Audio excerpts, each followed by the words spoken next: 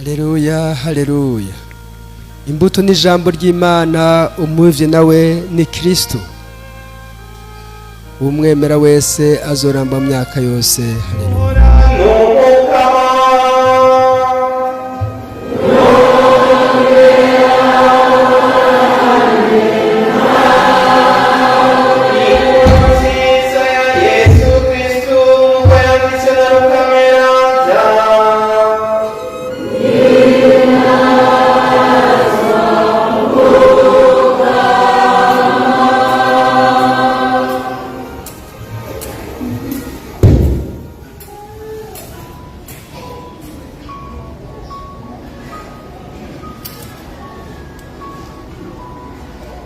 Muri irya minsi Mariya arahaguruka agenda yihuta mu misozi aja mu gisagara ca Yuda.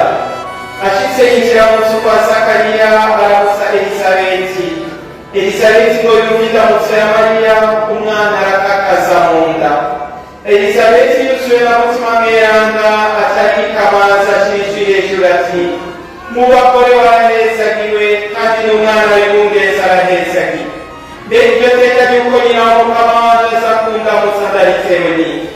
Mbaye nshuka amajambo y'indamukanyo yawe, umwana afise arakakaza mu mbanyi, akanyamuneza kariko kararusya. Eka uraryohewe wewe kw'iryo watumweko n'Umukama rizotaha. Mariya atashenese Umukama avuga ati, umutima wanje uraninahaza Umukama, umushaha wanje wahimbawe n'Imana y'Umukiza wanje, kuko yibutse umuntu wiwe muto muto, kuko ubu abantu bose bazonyita muhirwe, kuko rumira byose yagiriye ibitangaza, izina ryiwe ni ritagatifu. Agirira ikigongwe abamwubaha bose, abavyeyi n'abana. Yarakuye ku ngoma n'inganji, yimika bato bato. Abashonje yarabahagisha icyiza, abakungu nabo abarungika nzirayo. Yarabungabunze Israeli umusavyi wiwe, yibuka ikigongwe ciwe, nk'uko yari yaratemereye abasokuru bacu ko azotabara Iburahimu n'akabuto kiwe imyaka n'imyaka. Arateza Mariya kumana na Elisabeti nk'amezi 3, hanyuma arataha imuhira. Dushimamize inkuru nziza ya Kristo.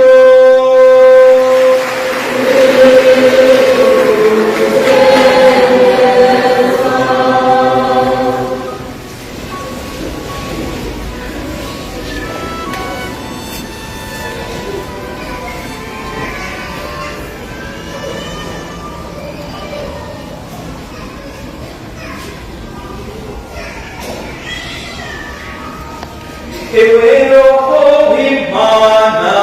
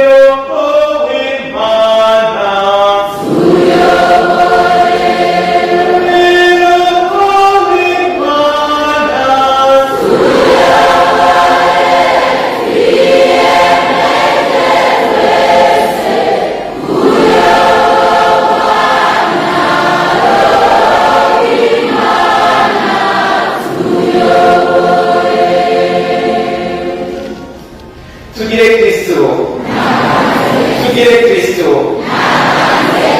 Twavuganye uno munsi turiko turahimbaza Ekleziya yose kw'isi yose, aho umuvyeyi Bikira Mariya yahaguruka akaja kuramutsa muvyara we Elisabeti. Uyo Elisabeti mwumva yari yaragize ibibazo, ngo yari umutamakazi w'imyaka irenga 80, yari yarubatse mugabo yari yararonse ikibondo. Umugabo we yamuhereza nkuka. Murashobora kwibaza uti mbega birashikaho umuryango urimo umuhereza nkuka bashobora kubaka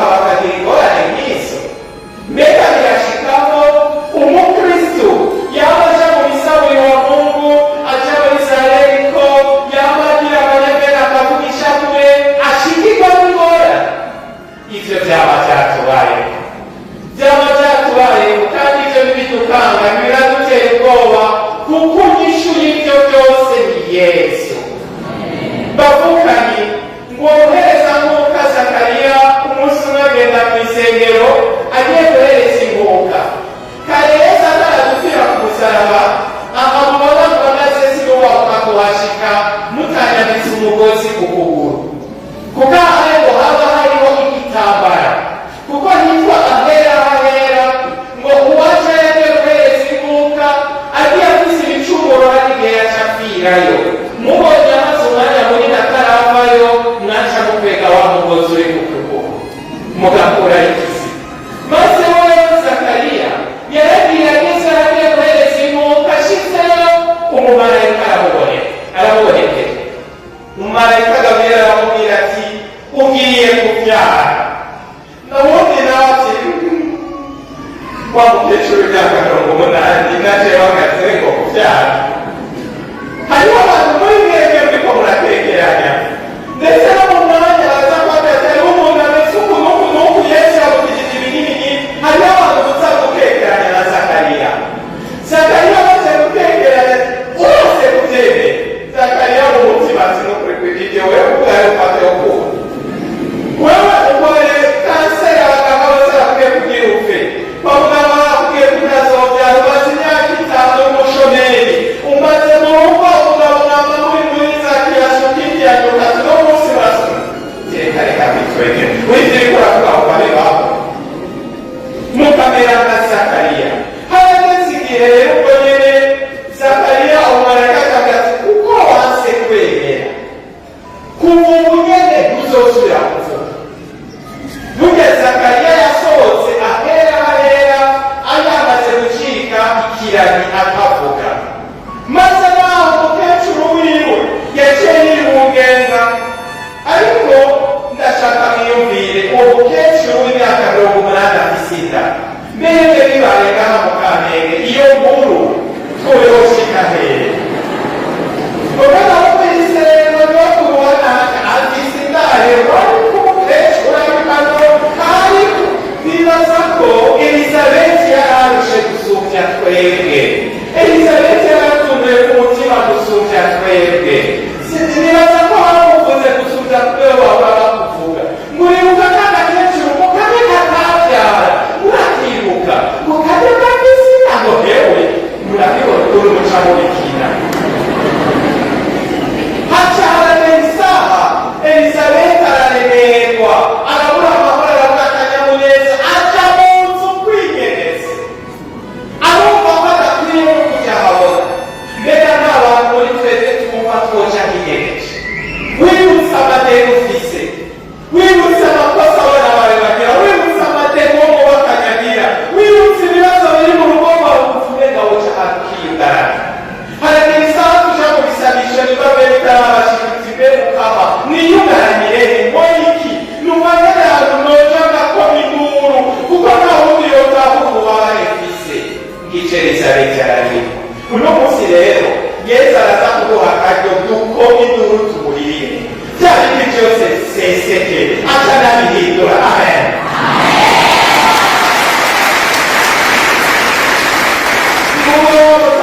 Elizabeth ahari irungu rimwishe, umubabaro umurembeje, atumvire ku mutima w'umutungo mutoki. Umwanya w'Imana Imana yamwishuye, kumva ibibazo biratanguye. Umukama acaca kwakira Mariya ati mwaramutse wewe uzirema, erega umukama muri kumwe, ati waraheza ati reka nawe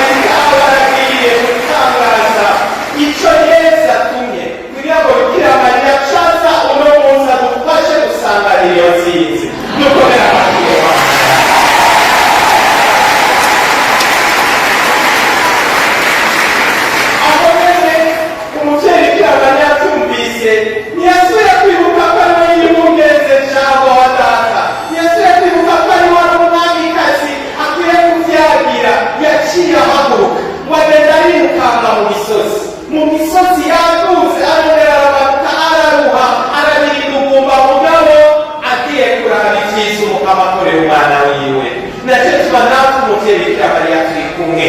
Yaduze imisozi yapfukamye yagize iki kugira ngo je nawe uno munsi tubohoke, je nawe uno munsi dusubirane akanyamuneza, je nawe dusubirane iteka.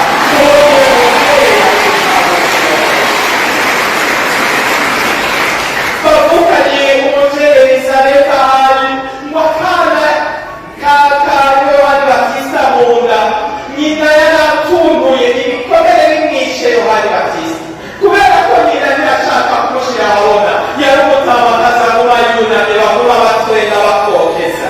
Ariko Mariya ashitse ati Elisabeti we, vyose biba birahindutse. Mukanya uraza kumva ijwi riguhamagara wewe, Yesu araza kukubwira ati Makurata we, Yosefu we, bene Ruto we, ubwo nyene vyose bibe bihindutse.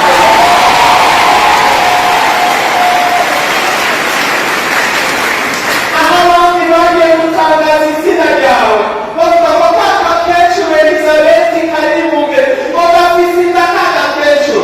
Aho abandi bagiye gutangaza izina ryawe barishira ku bapfumu, aho abandi batangaje izina ryawe bakuvuma, aho abandi batangaje izina ryawe bakindira ku mutwe w'inzu yawe, uno munsi izina ryawe riratangazwa mw'ijuru kugira ngo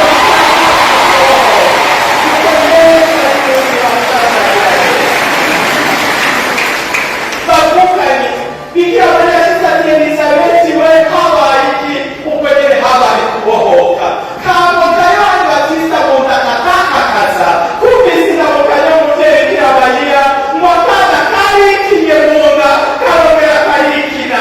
Nk'uko ari ingumba ziri ngaho uno munsi umukama aza guha kw'abana bikira mu banira. Bavukanye muri abana umwana bikinye Elisabeti ati ryo teka yuko nyiramuka abana aza kundamuzana ritewe n'iki. Hari igihe umwukanye uba mu ngorane, hari igihe uba mu bibazo, n'ubura mukiza akiyumvira ko ugiye kumusenga, n'ubu ugiye kwegurire akiyumvira ko ari byo ugiye kumuronderako, ukumva umenga kugira agaciro, ukumva umenga warahebwe, ariko uwo munsi uraza kuva kuri uwo agaciro kuko ni inteko z'ijuru ziramukiwe wawe kakibosora. Naho numvise Bikira Mariya kuramutsa Elisabeti aho hose, aruzuye akanyamuneza, umwana ari mu nda yikinye, ahari amarira hagiye akanyamuneza, ahari amaborogo hasubiye umwizero, ahari umwiheburo huzuye intsinzi ikomoka kuri Yesu Kristo. Bavukanye icyo Yesu adukorera n'agatangaza. Uriya araje kudutabara.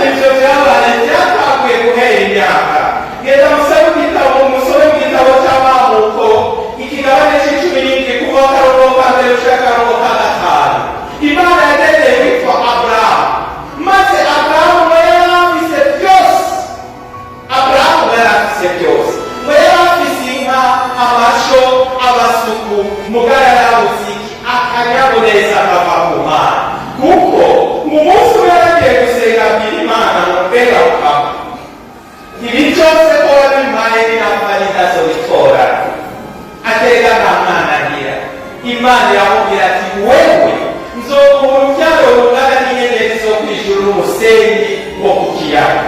Aburahamu aratekera ati wowe nzoguhindurira ubuzima ndaguhindurira amateka maze Imana imaze kumugendera ati wowe sinikwise Aburahamu mwise Aburahamu se w'amakungu maze Imana iramuhindurira iki amazina. Uno munsi ndabwira Yesu nawe urabwira Yesu mpindurira izina aho bagitiye kumva ndarushe nkeneye kwita umubyeyi aho bitiye umushomeri ndarushe nkeneye kwita umunyakazi aho bitiye umupangayi Yesu ndarushe kora icyo ukora mpindurira izina ngenda nshaka kumpindurira izina Yesu aho bitiye umurwayi ngo kakandi karwaye umwe muto hagati waho unakomeye umwe yakira waho si mpindurira izina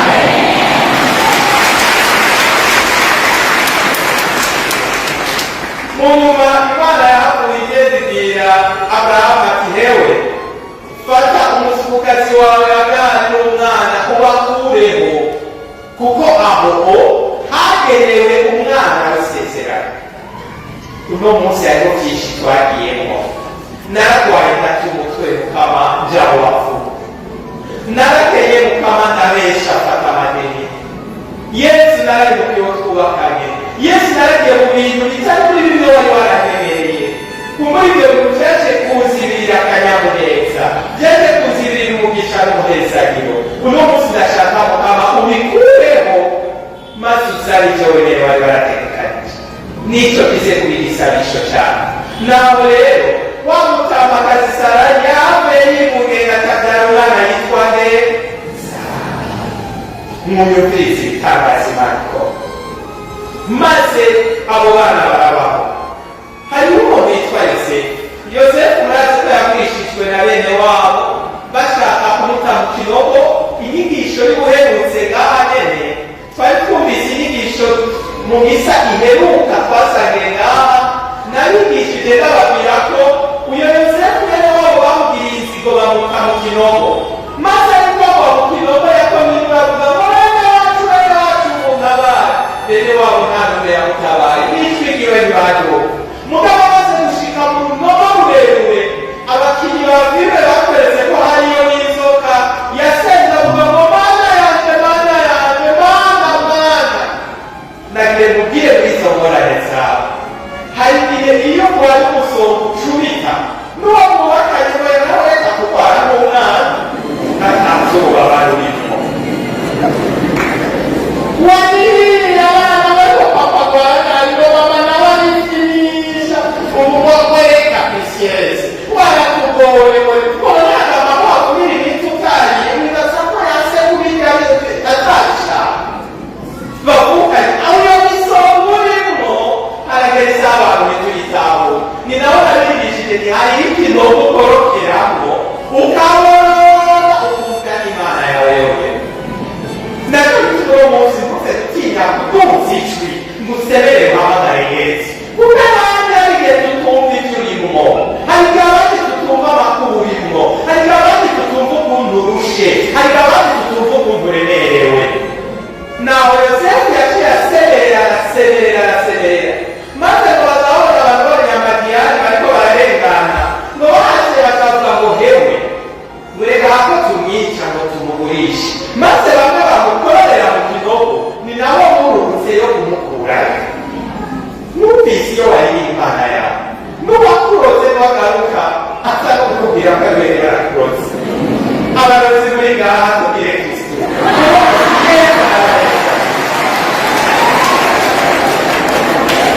uno munsi Yesu arabanezagira, Yesu arababohora, uno munsi Yesu arazakubagira intumwa zayo, aho Yesu yabahaye akaryo keza ko gutanga ubuzima kuba mwabwakiye harageze aho ubuzima bwanyu buhito. Orosha umutima wawe, uno munsi Yesu yaje kuri randevu yawe. Amen. Yosefu rero bavuye bamugurisha aracupira aramererwa nabi. Yosefu yarigeze gushika ahantu ku muntu witwa Potifari. Uyo Potifari yari umutegetsi nk'uko twovuga neza Rabbi. Hanyuma agezeyo abona Yosefu akora ibikorwa neza, abikora neza. Aha, reka rero ndamugire umukuru w'abakozi bacu. Muka Potifari araraba ati uwo muhungu ko ari mwiza gaye, maze aho nyene muka Potifari akagusaba Yosefu ati nyemerera turyamane. Yosefu ati sinkima. Nyemerera turyamane. Ati sinkima.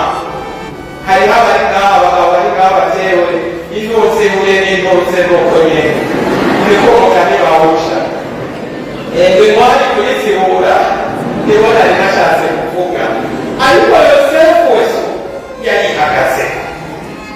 Bavuganye uno munsi umugabo aragiye guhindurira amateka. Mu nyigisho nashatse kubaha, nashatse kugaruka ku kintu cyitwa agahinda. Hari ibintu Imana yaretse birashika mu buzima bwacu kugira ngo iduhindurire amateka, kugira ngo ituronse ingufu n'inkomezi dukeneye mu rugamba. Hari umugani abarundi baca ngo umwana yama mu bibero vya nyina agacika ikirekere. Twebwe ntitugira irekere. Imana yaradukishije muri formation nk'iyi ya Yosefu, maze Yosefu muka Potifari amugerageje Yosefu amati sinkima. Umunsi muka Potifari aramureka aja ahantu Yosefu ariko ariyoga, ariko araririmba izaburi. Muze murabiyo filime ya Yosefu. Yosefu ariko araririmba, hanyuma muka Potifari amuraza ati ubu turi babiri turi ngaha, ntuva ngaha tutaryamanye. Yosefu ati nukuri ngaha tukagenda turyamanye. Ubwo nyene muka Potifari atarafata akwega umutamana. Yosefu yari yambaye isume, ariko umuntu akora ibidoshe abari yakwega. Yosefu acariruka ari gusa, maze muka Potifari nawe akakoma induru ati ngo murabe Yosefu yaramfashe ku nguvu n'ikimenyamenya n'impuzu yari yambaye n'ije nayisigaranye. Tugire Kristo. Hariho abantu muri mwebwe mwarishewe, hariho abantu muri mwebwe mwadodoberejwe, kandi uburyo babadodoberejemo naho mwoje imbere y'ubutungane n'ukuri bwo wemeza ko ibyo bintu mwabikoze. Kubera iki? Abanyamayeri ni benshi, ariko uno munsi Imana iraza kubipfisha ubusa ibyo byose mu buzima bwawe. Abo bose barenganijwe, abo bose batabahaye agaciro, abo bose babadodobereje bigatako bigafata, Imana igiye kubatabara basubiza agateka. Maze Yosefu yaciye avaho atabwa mu gasho, amaze kuva mu gasho bamujyanye ahandi, ari nawe yavuye agira azandota agakure umwami. Maze mugiye gusoma mu gitabo cy'Abami ku kigabane cya 41 ku karongo ka 45 muraza kubona ko naho umwami yaciye amuhindurira izina ati mbere ubaye icyariro cya mbere cy'iwacu. Iyo umugabo aguhinduriye situation, iyo umugabo aguhinduriye ubuzima aranaguhinduriye izina. Mube murategura akazina keza rero muza kubwira Imana unemeye iki kuko abanditiye indarushe. Mbavugani genda musome mu gitabo cy'ihanura igane c'13 karongo k'16. Iyo umugabo aguhinduriye ubuzima hinduranye izina. Uwari yitwa Oze, Imana yamuhinduriye izina mwita Yozuwe. Ati kubera umuriro ugiye gutaka ahubwo bw'iki gihugu cyacu, nicyo gituma ndakuhinduriye n'izina ntukitwa Oze yakwise Yozuwe. Imana yakuhindurira ubuzima igahindura n'izina. Genda murabe mu gitabo cya 2 cya Samuweli mu kigabane c'12 kuva akarongo ka 24 kugeza 25. Salomoni hariho uwataziriye izina avuga kwise Jedisha, ni ukuvuga ngo umukundwa w'Imana. Byemeye Seigneur, ndakuhinduriye izina ubu umukundwa w'Imana. Barabye ukuntu umugabo amuhinduriye amateka. Bavuga igenda murabe uwari witwa Mataniya, baramuhinduriye izina yitwa Sedesiya, acacika umwami, acika ubugenzi ingabo. Ibyo murabisanga mu gitabo cya 2 cy'Abami ikigabane cya 2 kuva karongo ka 24 gushika ikigabane cya 24 akarongo k'11. Genda murabe wa papa wacu wa mbere, papa wa mbere w'Abakatolika yitwa Petero, kare yitwa Simoni. Maze Imana imwitane buri Petero no kuri iryo buye nzokubaka ko eklesiya yacu. Bavugani ndakunda ihinduriye amateka Elisabeti, ndakunda Imana ihinduriye amateka Ana yahavuye abyara Samuweli. Iyo Mana dusenga ni Imana yumvakanisho, ni Imana itahimbarwa nuko tuguma tubira, ni Imana itahimbarwa nuko tuguma dusengereza, ni Imana ihimbarwa nuko tuba abantu bazima kandi buzuye. Nacyo gituma uno munsi iraza kwereka ko igufise ku mugambi, kuko wewe irakubwira ngo uri wanje. Wewe ni uwo kwa Yosefu na Makurati, wewe ni uwo kwa Bernarde na Bernardine, wewe uri uw'Imana. Hariho umuntu yavuze kujya sohoka atarongoye, uwabivuga kandi utari uwiwe. Imana iramuhindurira amateka w'umuhungu wari wararoswe ugiye kurongora kandi urugo rwawe rurame, kuko uri uw'Imana nakuri uw'umurozi. Wewe amateka yawe aragiye guhinduka. Hariho abantu benshi muri twebwe abari barakurose baragapfa adatera imbere, barakadandaza ahomba, arakarongera akaronka abo bamufise ku bubasha bwose. Itero umuw'Imana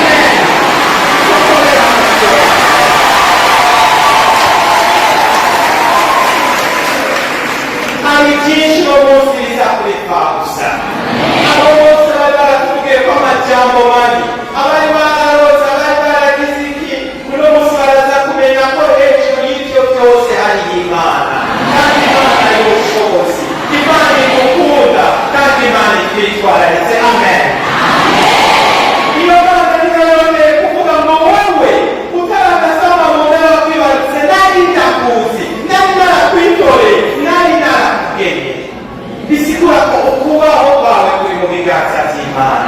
Wowe ubuzima bwawe buri mu biganza by'Imana. Imana ikarinda iteka ndagukingiye mu imbonero y'ijisho ryanjye.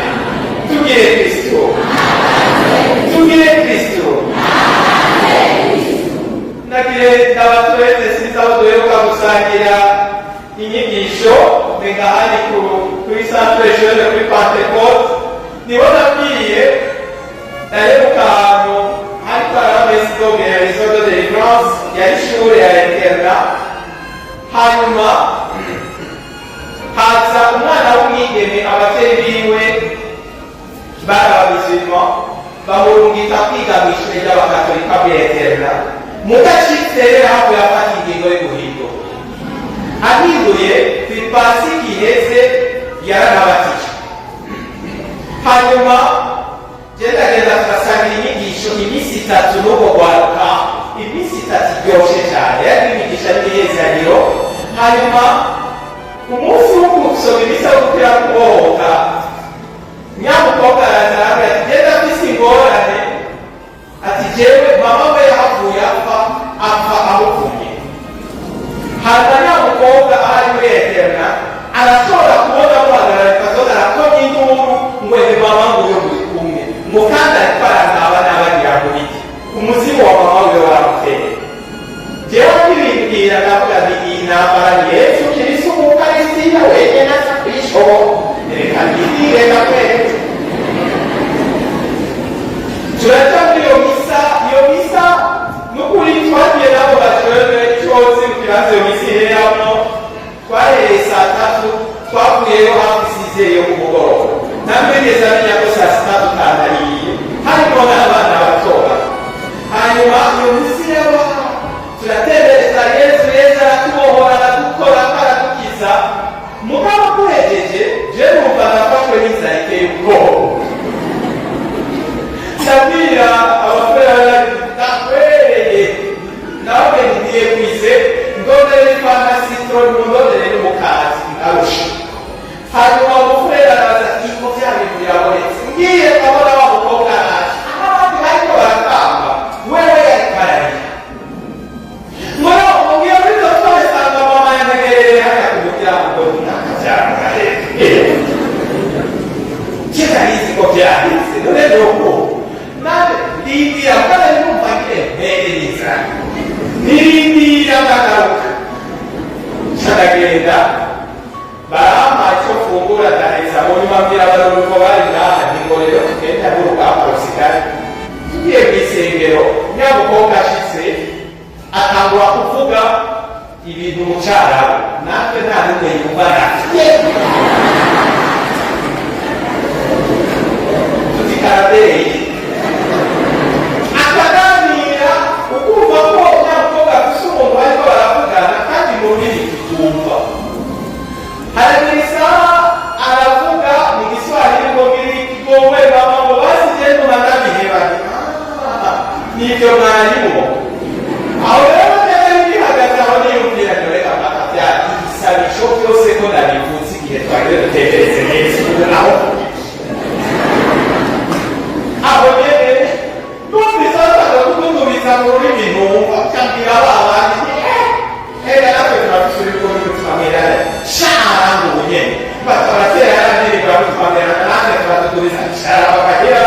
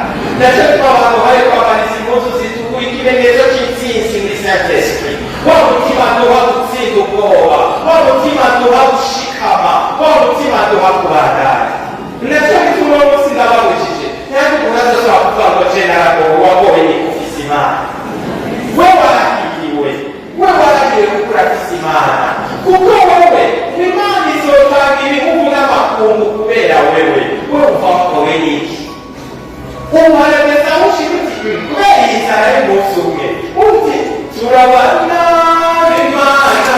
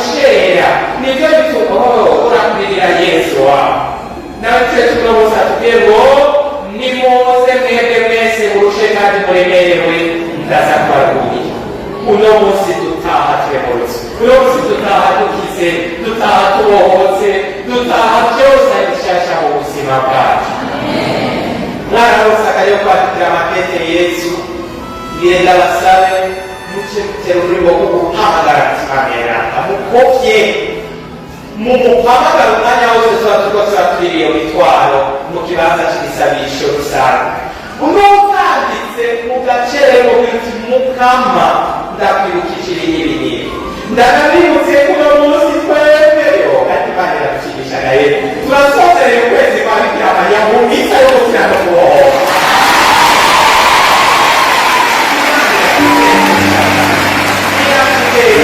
umubwira uti mama mari uku kwezi nikuwero kampaye kado ndatubakeneye kado imwe kumuvyeyi mutubayamo ndakeneye kado kandi nzoza kuvuga hose kobe yose kuko wasabiye muteguye ndakeneye kado mama mari ndakeneye kado ivuye iwawe muri kuno kwezi aho usozereye Jeriko aho usozereye ukwezi kwakugenewe aho nimbaza wajya musozeye Bikira ndakeneye kado ivuye iwawe mama mari cyangwa kugutundusha umutima turaza kugihereza Yesu turikishije wewe mubyeyi wacu Bikira Mariya turaza gusaba n'aberanga twitiranwa n'abakunyi bacu ngo bakume ku mavi badusabira abamarayika barinzi bacu baduhagarikire tugire Kristo